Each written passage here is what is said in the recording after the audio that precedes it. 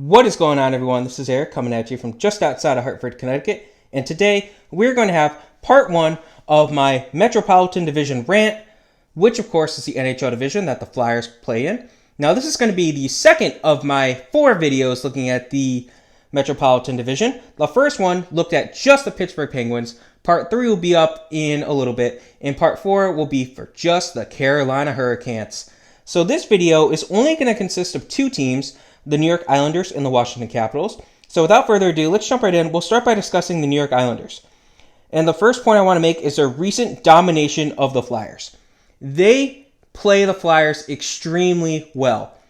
They match up well against the Flyers. They frustrate the Flyers consistently. And, you look at the 2019-2020 playoffs, the Flyers were arguably one of, if not the best team in the playoffs that year. It looked like it was going to be their year to make a run to the Cup, but then the Islanders came in their way and beat them 4-3.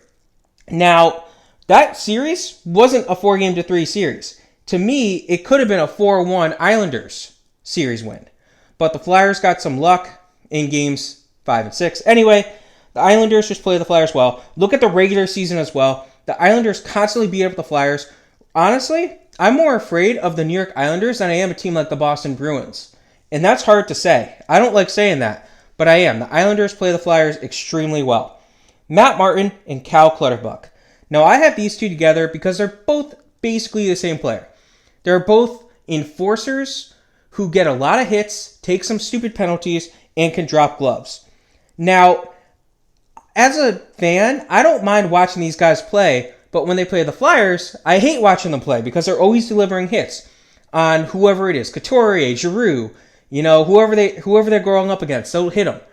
And now the Flyers have some enforcers, but back a couple years ago they didn't. So these two guys, they're not really fitting in the modern style of hockey, but they do. They play well here. They're system players. But my real thing too is, how the heck is a team that has Matt Martin and Cal Clutterbuck getting solid minutes this good? Barclays Center. Now, I'm not taking this as a complete shot at the Islanders. The Barclays Center was built for basketball, not for hockey. But that place wasn't a good stadium at all for an NHL team. It's barely a good stadium for an AHL team. The fact that they spent so long playing at the Barclays Center shows something. And it was such a bad stadium. I had a chance to go to an Islanders game, but when I found out it was going to be played at the Barclays Center, I changed my mind. I'd rather watch it on TV. But my big question about the Barclays Center is, why was there a car in the Barclays Center? A car in a big place like that is usually something you see in a dead or dying mall. I don't expect to see this in an NHL game. An AHL stadium? Maybe. NHL stadium? Heck no. I don't understand it. I never understood that. I remember the first time I saw the car watching highlights, I scratched my head. I was like, why is there a car in the middle of an NHL arena? Anyway, Bridgeport Islanders. This is a 2-parter.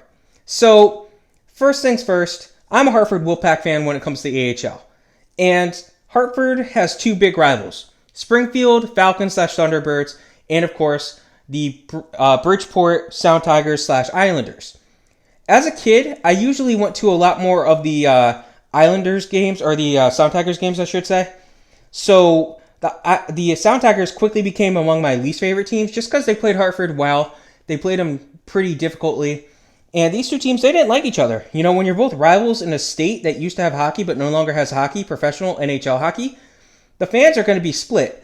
And more fans support the Wolfpack than the Islanders just because, the NHL was in Hartford, not Bridgeport. So, yeah, they became rivals, and I didn't like them.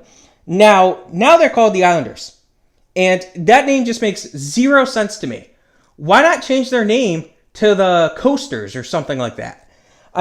Connecticut is not on an island. So, technically it is America's, but Connecticut isn't on the island itself, Long Island. So, I don't understand that. To me, that tells me that you're going to be relocating the team to the island. So, yeah, that's a knock on you. Modern playing style. So I mentioned before that they recently have been dominating the Flyers. That's because they play like an old school system where they heavily emphasize on defense. They still have some guys who can score goals, but they focus on the defensive side of the puck. And that frustrates a team like the Flyers that love to pass. They can't do that when they're playing a team like the Islanders. Now, they have addressed that issue, the Flyers have, but we'll have to see. And they have just, I don't understand how they can be so good with the players that they have. And then the 1980 Stanley Cup. So in 1980, all 4 Philadelphia professional teams made their championships. Only one of them won, and that was, of course, the Phillies. But there was a chance for the Flyers. And this was the first of 4 consecutive years of the Islanders winning the Stanley Cup.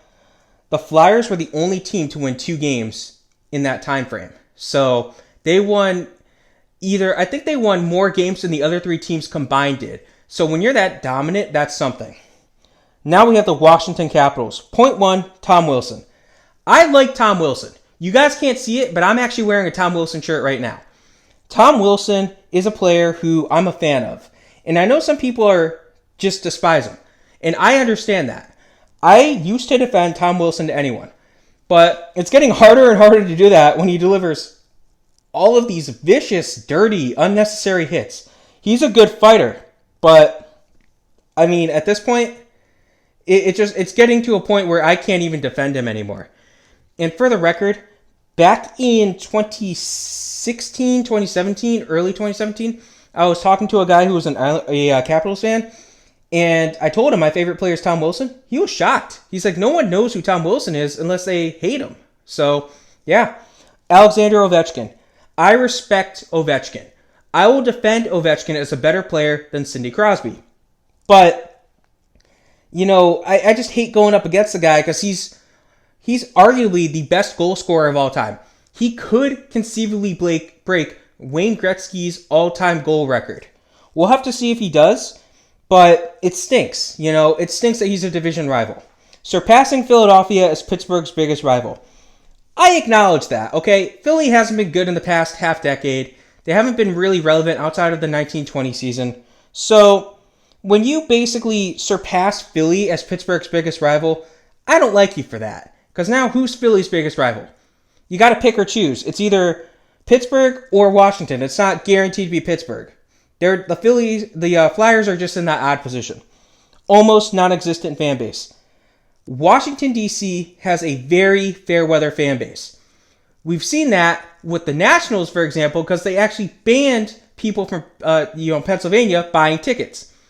So we see it with the Capitals, too. You watch a Capitals game, sometimes it's like the fans aren't even there. Sometimes it's like it's a road game for them.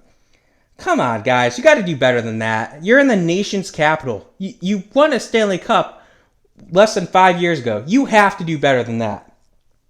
Dale Hunter's hit in 1993. I'm not an Islanders fan, but watching that video of Dale Hunter just viciously hitting a player who just scored a goal and was celebrating, completely unnecessary. That's something Tom Wilson would do. Sorry, I had to. Last point, unceremonious ending to Bobby Clarke and Bill Barber's time in the NHL. Now, in the playoffs in 84, I guess the 83-84 season, both Bobby Clarke and Bill Barber basically announced that they were going to, retire at the end of that season. And the Flyers met with the Capitals in the playoffs. Capitals swept the Flyers.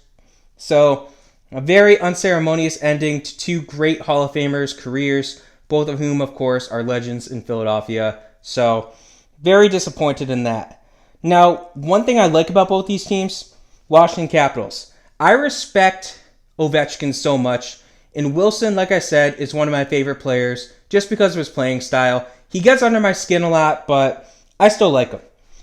As for the Islanders, pretty similar. I like Matthew Barzal a lot.